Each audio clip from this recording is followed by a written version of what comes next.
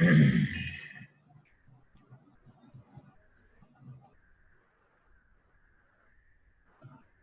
हरिहन्ताणं नमो सिद्धाणं नमो आयरीयाणं नमो वज्रायाणं नमो लोये सौवसारणम्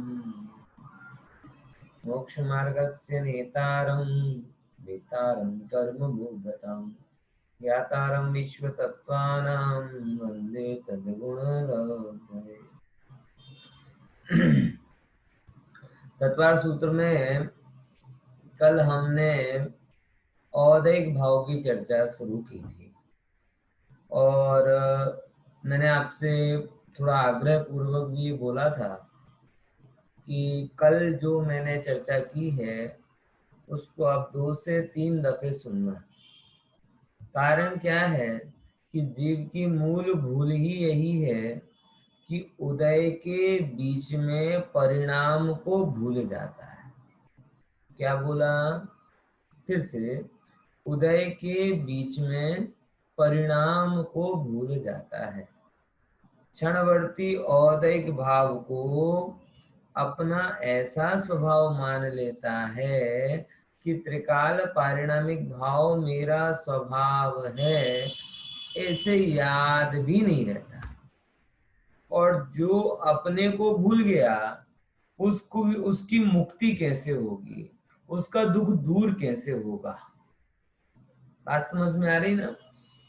कल काफी तुलना की थी पानी के दृष्टांत से। मैंने औदैक भाव को समझाने की कोशिश की थी कि पानी में मैल होना औदैक भाव है, पानी का गर्म होना औदैक भाव है, पानी का ठंडा होना औदैक भाव है, अशुद्धता औदैक भाव है, और इनसे रहित त्रिकाली स्वभाव वो जीव का स्वभाव है। भूल क्या होती है कि जैसे इस चश्मे पर वराड़ आ जाती है तो हम ये समझने लगते हैं कि बस दुनिया खत्म हो गई और कुछ नहीं है, जबकि वास्तव में सब कुछ वहीं के वहीं था। वैसे ही जब कर्म का उदय आता है तो हम ये भूल जाते हैं और ये मान के बैठ जाते हैं कि जीवन खत्म हो गया है। एक्चुअल में ऐसा कुछ है ही नहीं, सब कुछ वहीं का वहीं है, सब वहीं का वहीं जीव पड़ा हुआ है, लेकिन उस पर दृष्टि जाना चाहिए बस। और जिसने उदय के बीच में परिणाम को खोज लिया उसको अब क्या कहते हैं, दुख को खोजने नहीं जाना पड़ेगा, सुख का समुद्र उसे अपने आप मिल जाएगा। समझ में आया कि नहीं आया? अभी तो हम दुख को खोजते हैं तो दुख खूब मिलता है, लेकिन जिस क्षण हम अपने आप को अपना जान लेंगे हमें कोई खोजने की जरूरत ही नहीं, हम स्वभाव से सुखी हो जाएंगे। ये चीज यहाँ पे समझना है बराबर। तो कल मैंने आपको एक सूत्र दिया था जिसे आप ऐसे समझ लीजिए कि औदैक भाव कुछ नहीं है, औदैक भाव हवा है। क्या है? हवा। जैसे आसमान में पड़ने वाले बादल एक हवा के परपोटे हैं और कुछ नहीं है, ऐसे जीव की औदैक भाव भी क्षणिक है, कुछ नहीं है। ना सामने वालों की औदैक भाव की कोई बहुत कीमत है, ना अपने औदैक भाव की बहुत कोई कीमत है। इसीलिए उससे भिन्न मैं हूँ, उससे भिन्न मैं हूँ, यही एकमात्र अभ्यास करने के योग्य है। ठीक है ना? वेद ज्ञान ये बातें मैं आपको औदैक भाव से दृष्टि हटाने के लिए कर रहा हूँ, औदैक भावों में पड़े रहने के लिए नहीं कर रहा। ध्यान से समझना। निश्चयाभासी जीव क्या करता है, इसी बात को सुनकर वो ये मान लेता है ये सब औदैक क्या है, मेरे है नहीं, मेरे है नहीं है, नत्थिमम वर्णादि नत्थिमम रागादि। तो बेखौफ राग द्वेष और मोह में प्रवर्तन करता है। मुझे वो नहीं करवाना। मैं आपको केवल इतना सिखाना चाहता हूं कि किसी को औदैक भाव रूप मत देखो, और अपने अंदर में अगर कभी क्षणवर्ती औदैक भाव आ रहे हैं तो मेरा स्वभाव अशुद्ध हो गया ये मत समझो। ये ध्यान रखना कि औदैक की मलिनता से परिणाम की निर्मलता अधिक दृढ़ है, अधिक नियमित है। क्या बोला? समझ में आ रहा है कि ना? औदिक की मलिनता से परिणाम की दृढ़ता अधिक नियमित।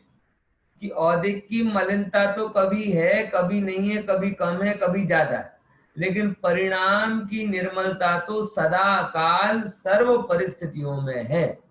बराबर ख्याल में आया। इसीलिए औदैक की मलिनता से कई अधिक जो बलवान है वह बलवानता परिणाम की निर्मलता की है, और वो सदा काल है, कहीं पर भी जाती नहीं है, बस हमें उस पर दृष्टि करना है। इतनी सी बात मैं आपको बताना, ठीक है ना, बताना चाहता हूँ। ये सब बातें औदैहिक भाव के संदर्भ में है। अब हम जरा आज औदैहिक भाव को थोड़ा और विस्तार से समझने की कोशिश करते हैं, जो कि इस स्लाइड में मैं आपको बताऊंगा। कल तो इस पे चर्चा काफी कर ली थी कि औदैहिक भाव मतलब क्या है। बोले ये औदैहिक भाव का स्वरूप है, कर्मों के फलदान का सामर्थ्य प्रकट होना, वो उदय है कि जिन भावों से कर्म फल देते हैं। देखो कर्म, जैसे आतंकवादियों को, पाकिस्तान को अगर भारत का बिगाड़ करना है तो कुछ तो करना पड़ेगा ना, आतंकवादी पहुंचाने पड़ेंगे, ब्लास्ट करने पड़ेंगे, ये करना पड़ेगा, वो करना पड़ेगा कुछ करके ही बिगाड़ कर पाएगा ना। ऐसे ही कर्मों को अगर अपना फल देना है तो क्या करेंगे। कर्मों को अपना फल देना है तो जीव के द्रव्य में तो कुछ कर नहीं सकता, क्योंकि वो अनादि अनंत है। गुणों में भी कुछ नहीं कर सकता, वो भी अनादि अनंत है। तो वो क्या करेगा, पर्यायों में भी दो प्रकार की पर्याय होती हैं। अनंत गुणों की तो शुद्ध शुद्ध रूप ही पर्याय होती, तो उसमें कुछ नहीं कर सकता। तो अब करेगा क्या, अगर कर्म को फल देना है, जीव अपना गलतियां कर रहा है और उसके कर्म स्वरूप वो फल को कर्म बांधता है और उसके फल स्वरूप वो उसे क्या कहते हैं भोगता है, तो कैसे देगा वो फल। तो बहुत स्वाभाविक है कि कर्म ने दो चार गुण पकड़ के रखे हैं और वो उन गुणों में कभी क्रोध का वायरस छोड़ देता है, कभी मान का वायरस छोड़ देता है, कभी मायाचारी ने, कभी लोभ। और ऐसे वो क्रोध मान माया लोभ के वायरस को जीव अपना स्वभाव मान लेता है और उससे सुखी दुखी होता है, और उससे सुखी दुखी होता है तो कर्म कहता है देखो मैंने फल दे दिया। बात समझ में आई कि नहीं आई। हाँ, जैसे चाइना को अगर पूरे दुनिया पे राज करना है तो क्या करेगा, वीपन बनाएगा, केमिकल वीपन बनाएगा, बायो वीपन बनाएगा, ये बनाएगा, कुछ तो करेगा ना। तो ये कर्म औदैहिक भाव क्या है, ये कर्मों के वीपन्स, कि जीव को अपनी भूल का फल भोगना है तो कैसे भोगेगा। बस सीधी सी बात ये आई। खुद को मिटा तो सकता नहीं, खुद को मिटाएगा की सामर्थ्य नहीं, गुणों का अभाव कर नहीं सकता, उसकी भी सामर्थ्य नहीं है, पर्याय के क्रम को भी बदल नहीं सकता, उसकी भी सामर्थ्य नहीं है। तो क्या करेगा, केवल कर्म का उदय आता है और जीव उन उदय में आने वाले कर्मों को अपना मानकर राग द्वेष राग द्वेष राग द्वेष करता है। और ये राग द्वेष करता है, इसे ही कहा गया कि कर्म ने फल दिया। ध्यान रखना, आप कर्म के फल को ये मत समझिएगा कि जो जनरली आप समझ लेते हो कि भाई राजपाट मिल गया तो कर्म का उदय और राजपाट चला गया तो वो पाप के उदय। नहीं है, राजपाट मिलने पर भी अच्छा लगे तो शुभ कर्म का उदय, और राजपाट नहीं मिलने पर भी बुरा लगे, अच्छा लगे तो पुण्य का उदय। दोनों बातें हैं। बाहुबली को पहले राजपाट जाता हुआ दिख रहा तो बुरा लग रहा, बाद में युद्ध में जीत गए तो मिलता हुआ दिख रहा तो बुरा लग रहा, इसीलिए छोड़ के चल दिए, बोले पाप पौधे में नहीं चाहिए। तो फल समझ में, कर्म फल देते कैसे हैं ये सिस्टम। कर्म आपके आघाती में फल देते हैं ऐसा तो आप कहते हो, एक्चुअल में फलदान सामर्थ्य तो औदैहिक भाव में पड़ी हुई रहती है, बाकी तो उपचार से कही जाती है, एक्चुअल नहीं है। पर को एक्चुअल में आत्मा कभी भोगता नहीं है। सनातन सत्य यह है कि आत्मा अपने रागादि भावों को ही भोगता है। बड़े से बड़ा एंटीलिया बिल्डिंग में भी रहकर आदमी महा दुखी हो सकता है और एक झोपड़े में भी सुखी हो सकता है। ऐसा जबरदस्त वस्तु का स्वरूप है, सनातन स्वरूप है, वो बात में विचारना चाहिए। बराबर। तो उदय में जो हो वो औदैहिक भाव है, उदय में जो हो, उदय में जो हो वो औदैहिक भाव है, कि जो उदय में आ रहा है वो औदैहिक भाव है। क्या क्या आता है उदय में, देखते हैं अपन, जरा विचार करते हैं। वैसे तो एक्चुअल में सारे कर्म के उदय, मोहिनी कर्म के उदय राग द्वेष मोह रूप ही होते हैं। ध्यान में है कि नहीं है? ये जितने भी भेद पढ़ेंगे, गति के भेद, कषाय के भेद, गति के, फिर लेश्याओं के भेद, बराबर, ये जितने भी भेद हैं ये एक्चुअल में क्या है? ये सब जीव के श्रद्धा चारित्र गुण का विपरीत परिणमन है। यानी अगर हम इन्हें को एक नाम से बोलना चाहें तो हम इसे एक नाम में क्या कहते हैं? देखो जैसे 21 भेद है ना, तो हम एक नाम में उन्हें राग देश मोह कह सकते हैं, लेकिन वो थोड़ा समझ में नहीं आता, इसीलिए हम उनको अलग अलग चार गति, चार कषाय, मिथ्या दर्शन, अज्ञान, असंयम, इनके नाम से ही हम कहते हैं, बराबर। लेकिन मोटा मोटी अगर आप देखने जाओगे तो ये सब जीव के श्रद्धा और चरित्र गुण का ही विपरीत परिणमन होता है। देखो अपन आज थोड़ी चर्चा इसके भेदों पर करते हैं कि क्या क्या भेद थे औदैहिक भाव के। बोले 21 थे। कौन कौन से? चार गति, तीन चार कषाय, तीन लिंग, मिथ्या दर्शन, अज्ञान, असंयत, असिद्धत्व और लेश्या, बराबर। चलो एक बार सूत्र पढ़वा लेते हैं। कौन पढ़ेगा सूत्र? बहुत दिन से पढ़ाया नहीं है, हैं? बोलो चलो, कौन पढ़ेगा सूत्र? हाथ उठाओ। कौन सूत्र पढ़ रहा है? चलो आप तो पढ़ चुके हो समता बहन, और कोई पढ़ो। हाँ पढ़ो पढ़ो। हाँ पढ़ो गति। पढ़ो। गति हाँ अंकल पढ़ो। गति गति करता है लिंग, हाँ मिथ्या दर्शन ज्ञान संयंता सिद्ध, हाँ लेश्या चतुष्चतुष के का छठ भेद। सरस सरस है। चलो प्रज्ञा बेन पढ़ो હવે। प्रज्ञा बेन खोई गया। सरस चलो बाण बाण। हाँ बोलो बोलो जल्दी। જવા દો। ना ना પણ जवाब હવે नहीं, જતું चालू રહ્યું। करो। ગતિ, કષાય, લિંગ, हाँ મિથ્યા દર્શન, જ્ઞાન, સંયત, સીત, ज्ञान खाई લેશ્યા, गया, हाँ, ज्ञान खाई લેશ્યા, गया। हाँ हाँ, मिथ्या दर्शन, ज्ञान, संयत, सीत, लेश्या, श्रुत, श्रुत, श्रुत कई, नहीं, कई, श्रुत कई, नहीं। સાંભળો, પહેલા નંબર એક જ્ઞાન નથી। જ્ઞાન તો પારિણામિક ભાવનો ભેદ છે। મિથ્યા દર્શના જ્ઞાના मतलब અજ્ઞાન છે, એટલે ના મોટો વાંચવું પડશે, નહીં તો ઊંધો થઈ જશે। પારિણામિક ભાવ અદૈહિક ભાવ થઈ જશે, બરાબર। તો મિથ્યા દર્શના, દર્શનામાં જે છે ને એમાં અજ્ઞાન छिपाયેલો છે, બરાબર। અને પછી શું છે? લેશ્યાસ ચતુષ। શું છે? लेश्यास चतुष। आज कठिन છે, અઘરું છે। લેશ્યાસ ચતુષ, ચતુષ બે વાર ચતુષ ચતુષ, પછી ત્રય, ચતુષ ચતુષ ત્રય। હા પછી કઈ કઈ કઈક છઠ ભેદ। હા બરાબર। આ નીચેની લાઈન અઘરી છે થોડી। લેશ્યાસ ચતુષ, ચતુષ બે બાર ચતુષ ચતુષ, પછી ત્રય, પછી કઈ કઈ કઈ छठ भेद। हाँ बोलो दिनेश भाई। ये ऐसे तोड़ के बोल सकते हैं क्या? हाँ गति, कषाय, लिंग, मिथ्या दर्शन, अज्ञान, असंयत, असिद्धत्व, लेश्याश्च। अगर आप तोड़ के पढ़ रहे हो तो आपको एक बात का ध्यान रखना पड़ेगा, जो मैंने अभी ज्ञान में बोला वही दर्शन में भी है। मिथ्या दर्शना, मिथ्या दीर्घ पढ़ना पड़ेगा। मिथ्या दर्शना ज्ञान। अच्छा, मिथ्या दर्शन, मिथ्या दर्शन बोलेगा तो नहीं चलेगा। हाँ मिथ्या दर्शन बोलोगे तो चलेगा। हाँ मिथ्या दर्शन, अज्ञान, हाँ असंयत, हाँ असिद्धत्व, हाँ लेश्याश्च, चतुः चतुः त्रय, एक एक एक एक षट भेदः। તમારી પાસે બીજી બુક છે શું છે? એમાં તોડી તોડીને લખ્યું છે એવું છે?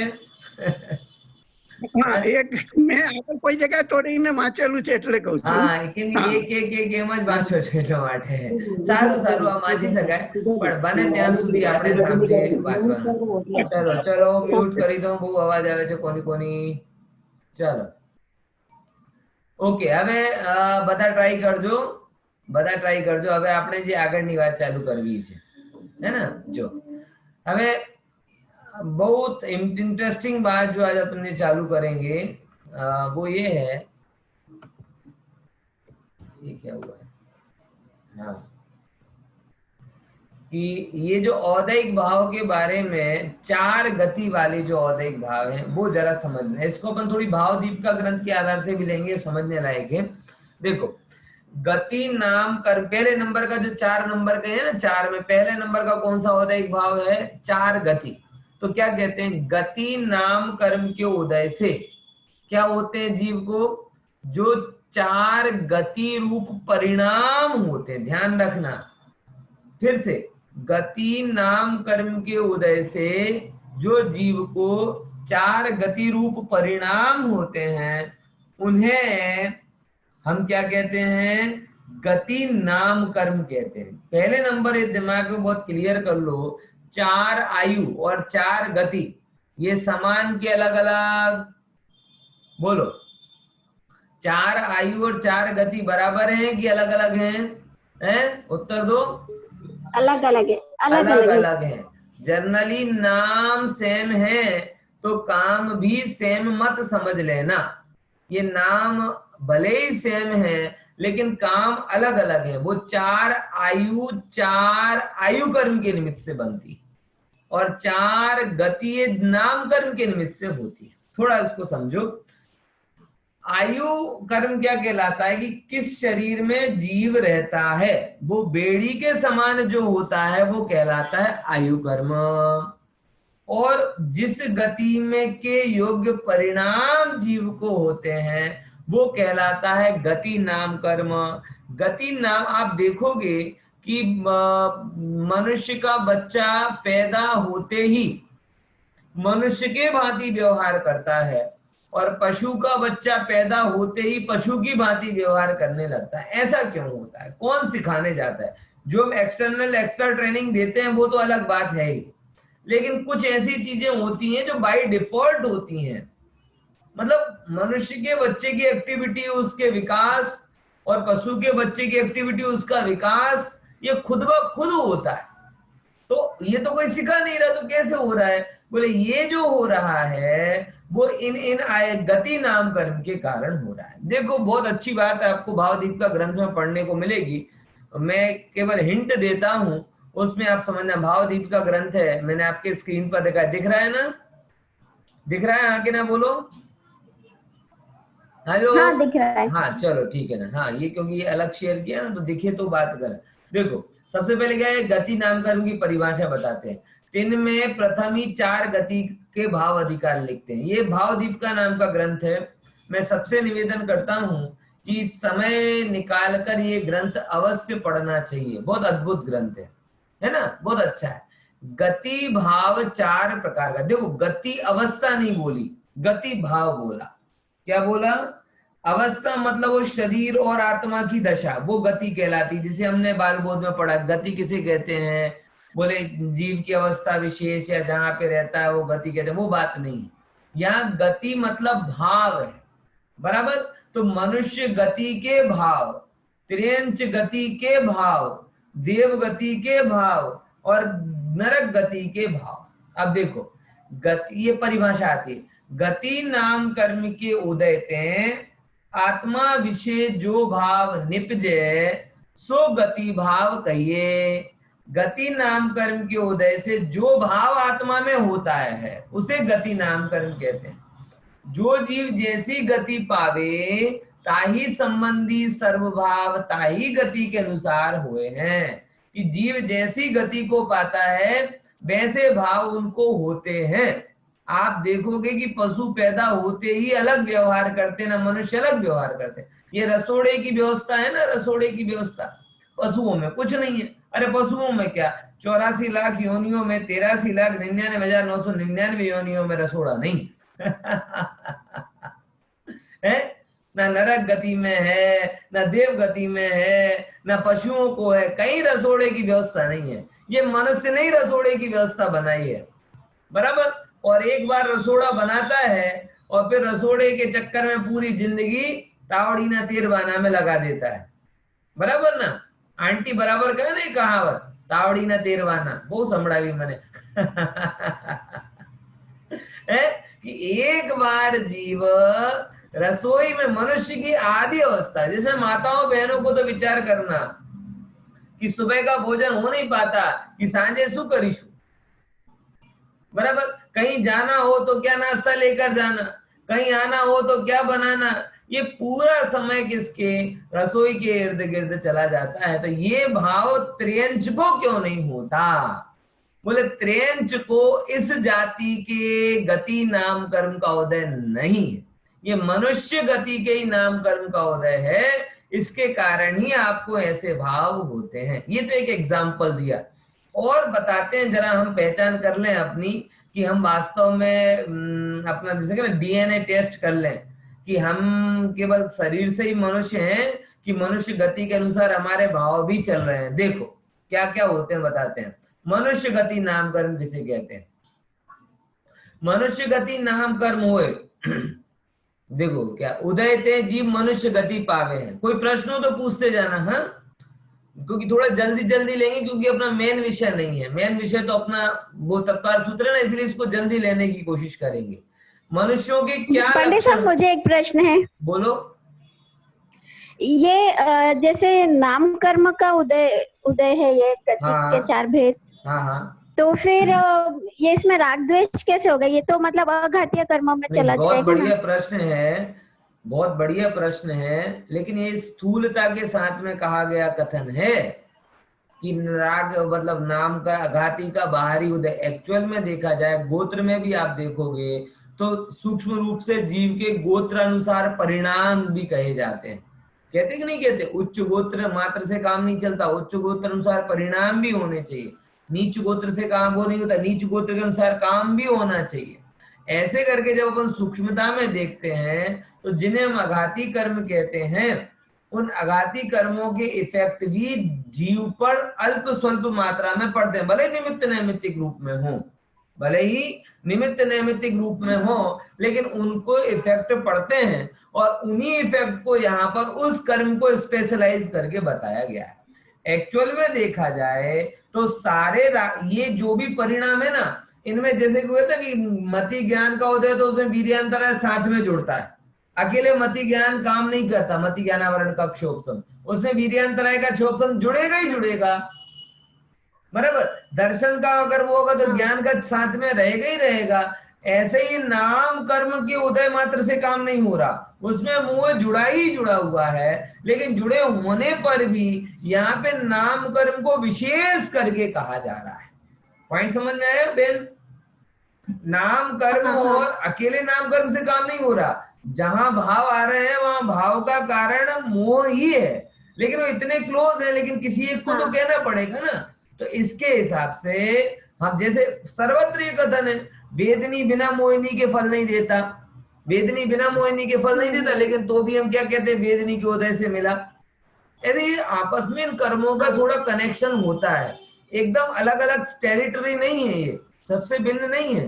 लेकिन कभी किसी कर्म को मुख्य करके कहते हैं और कभी किसी कर्म को मुख्य करके कहते हैं। तो यहाँ बताना है जीव के भाव, लेकिन वो भाव नाम कर्म की मुख्यता से बताए, और वो इसलिए बताए हैं कि तुम अपने आप को द्रव्य रूप से तो मनुष्य कहते हो, भाव रूप से भी मनुष्यता के योग्य काम कर रहे हो कि नहीं कर रहे, ये निर्णय कर सको। इसके लिए थोड़ी बात यहाँ पे कही है, बराबर। और जन्मजात हो जाते हैं, इसीलिए उसे जैसे शरीर में एक कारण बोल दिया नाम कर्म, है ना, तो ऐसे ही कुछ भाव ऐसे हैं कि शरीर धारण करते ही हो जाते, बराबर, तो उनको भी नाम कर्म में बोल दिया। वेद आप पढ़ेंगे तो वो भी आपको ख्याल में आएगा, तीन तीन प्रकार के जो वेद बता रहे हैं। कुछ भाव स्त्री शरीर को धारण करते ही हो जाते हैं। अगर आप एक बच्चे का और एक बच्ची का विकास देखेंगे, मैंने तो देखा, वैदेही का भी देखा, वेदांश का भी देखा, वो वैदेही को शुरू से ही पिंक अच्छा लगता है और वेदांश को शुरू से ही कार अच्छी लग रही है, कार कार बोलता रहता है उसे। तो ये क्यों हो रहा है? कोई सिखाया तो नहीं, मैंने तो नहीं सिखाया भाई तुम मेकअप लो, लेकिन वो जन्मजात शरीर धारण करते ही ऐसे भाव हो जाते हैं, इसीलिए वहां पे शरीर की मुख्यता कर देते हैं, बराबर ना। तो ये मुख्य गुण की व्याख्या से समझ लेना। क्लियर? अच्छा प्रश्न था, सभी लोग आज की इस बात को विचार करें। अभी पूरी तरीके से ख्याल में नहीं आया तो फिर से सुने, है ना। चलो आगे चले, देखो और कोई प्रश्न तो पूछते जाना। अब मनुष्य गति नाम कर्म के उदय ते जीव सु करे मनुष्य गति पावे हैं, तहां सर्व भाव मनुष्य जैसे हुए हैं। कौन कौन से? दृढ़ उपयोगी हुए, धारणा ज्ञान बहु हुए। दृढ़ उपयोगी, उपयोग कैसा होता है? दृढ़ होता है, चंचल नहीं होता, एकाग्र होता है। अब जो लोग कहते हैं प्रवचन में मन नहीं लग रहा, मतलब समझ लो कि चंचल उपयोग वाला भाव मनुष्य नहीं है, भाव त्रेंच है। उसे कौन सी गति नाम कर्म का उदय चल रहा है? त्रेंच गति नाम कर्म का उदय चल रहा है, बराबर। क्योंकि दृढ़ उपयोगी होना ये मनुष्य का लक्षण है, और जिसका दृढ़ उपयोग नहीं है वो मनुष्य नहीं है, ऐसा भाव से। अब देखो, धारणा ज्ञान बहुत होए है। धारणा ज्ञान मतलब याद करने की कैपेसिटी, और हमारी तो बहुत है। 15 साल पहले भी किसी ने हमसे बुरा करा हो तो हमें बिल्कुल याद रहता है, भले 15 मिनट पहले की क्लास याद ना हो है, विचार करके देखो। तो ये क्या बोल रहे हैं? ये जीव का धारणा बहुत होती है। आप अगर मनुष्य हो तो आपकी रिमेम्बरिंग पावर होती ही होती है, धारणा कैपेसिटी। स्वपर की प्रवृत्ति जान पने में आपके घने काल की याद रहे। स्वपर की प्रवृत्ति जान पने में आपके घने काल की याद रहे, मतलब अपने और पर की प्रवृत्ति जानने में अनेक बहुत बहुत काल की भी क्या रहती है? आपको याद रहती है। रहती कि नहीं रहती? इसने मेरे लिए, माताओं बहनों को बहुत याद रहता है, इसने मेरी शादी में क्या किया था, इसने उसके घर पे गए थे तो क्या बनाया था, ये मेरे घर पे आई थी तो मैंने क्या बनाया था। होता है कि नहीं होता? तो ये जो घने काल की याद वाली बात है, वो किसका लक्षण है? मनुष्य। त्रियंचों को कभी विकल्प नहीं होता, सच बताऊं, अच्छा है उनका। सुबह भी क्या खाती है गाय? घास। शाम को भी क्या खाती है? घास। अगले दिन भी क्या खाएगी? घास। उसके अगले दिन भी क्या खाएगी? घास अब अगर वो गाय याद कर करके खाए तो खाना ही छोड़ देगी। उन्हें ज्यादा याद नहीं रहता इस जाति का अच्छा ऑप्शन कि सुबह क्या खाया था, बेचारा माथे कोई पकड़ के बैठ जाए, रोज सुबह सवार सांझ घास घास घास घास घास। यहाँ तो अगर किसी भाई को सुबह की रोटी शाम को खिला दें, सुबह की सब्जी शाम को खिला दें, कल का खाना कल जो बनाया था वही का वही खिला दें, तो ऐसा लगता है कि वही की वही चीज। ये क्या है? ये अच्छा गुण है कि अवगुण? आप विचार लीजिएगा। याद करने की कैपेसिटी तो अच्छी है, लेकिन ऊट पटांग याद करना अच्छा नहीं है। पशुओं में वो नहीं है याद तो अच्छा है, वो घास खा सकते हैं। हम याद रखते हैं इसलिए हमें सुबह रोटी तो शाम को रोटी चाहिए ही नहीं, ख्याल में आया? वो शाम को भाकरी चाहिए, मन प्रॉब्लम कर देता है हमारा। वो याद करने की कैपेसिटी हमको हैरान कर देती है। देखो आगे अपन करते हैं। और मनुष्य के लक्षण बोला, बोले हे उपादेय का ज्ञान रहे। क्या ज्ञान रहे? हे उपादेय का। देखो हमें व्यापार में और नफे नुकसान में बहुत हे उपादेय का ज्ञान रहता है। सब्जी की दुकान पे कहीं 2 रुपए ज्यादा मिल रहा है तो वो दुकान पे कदम नहीं रखना, वो हे हो गई। और कहीं 2 रुपए सस्ता मिल रहा है तो उपादेय हो गई। कितना ध्यान रखते हैं? वो 2 रुपए बचाने के चक्कर में 2 किलोमीटर पैदल चल जाएंगे। इतना जोरदार हे उपादेय का ज्ञान रखता है ये जीव। ख्याल में आ रहा? रे भले मानस, उस लोभ में जो पाप हो रहा है, लोभ में पाप। बताओ सब्जी के उसमें एक इंद्रिय का दोष है कि किसका दोष है? शाक भाजी में एक इंद्रिय का दोष तो तुम व्यवहार से कहते हो, उसके अंदर 5 इंद्रिय के विषय के पोषण का मूल दोष है। अगर हम अष्टमी चौदस के दिन अगर ये शाक भाजी नहीं खाते हैं, ये स्थानकवासी आदि में ये बड़ी समस्या है। एक इंद्रिय एक इंद्रिय एक इंद्रिय, अरे वो कोई दोष नहीं है, उसमें जो 5 इंद्रिय के पोषण का दोष है ये बड़ा दोष है। उसको उसमें जो उसको बचाने में धन के विकल्प चलते हैं ये बड़ा दोष है। उसको खाने में जो संतुष्टि होती है वो बड़ा दोष है। पॉइंट समझ में आ रहा कि नहीं आ रहा? उस पे जो धन के लोभ करते हो और उसके लिए नाना प्रकार के आर्तरोध ध्यान चलते हैं, छल कपट भी चलता है, झूठ सच बोलना चलता है, वो बड़ा दोष है। एक इंद्री का क्या दोष है? एक इंद्री में तुम कहाँ बच पा रहे हो? शाकभाजी से बच गए तो वायु का एक कहाँ बच रहे हो? पृथ्वी का एक कहाँ बच रहे हैं? देख रहे हो, जमीन में चल रहे हो, क्या कर रहे हो? वो तो एक इंद्री को मुख्य कर दिया है। पानी में कहाँ विचार कर रहे हो? तो एक इंद्री में कहाँ वनस्पति का एकाग्र बन रहा है? अभी थोड़ी दिन पहले निकली ना अष्टमी। विचार करना, एक इंद्री की रक्षा अगर करना है तो अकेले लीलोत्री में एक इंद्री जीव नहीं होते, पानी में भी है, अग्नि में भी, वायु में भी, वनस्पति में, सर्वत्र एक इंद्री है। तो उसके लिए भी कोई व्यवस्था की गई। ये तो हमने जो सीखा है सिर्फ परंपरा से सीखा है, व्यवहारिक नहीं सीखा हमने उसकी गहराई को नहीं समझा कभी। समझना, ये तो खाने में तुमको एक चिन्ह दे देते हैं कि आज हरी नहीं खा रहे, मतलब अब तुम दिन भर याद रखना ये आज अष्टमी है, 5 इंद्रिय के विषयों का पोषण नहीं करना। लेकिन कहाँ याद रहता है?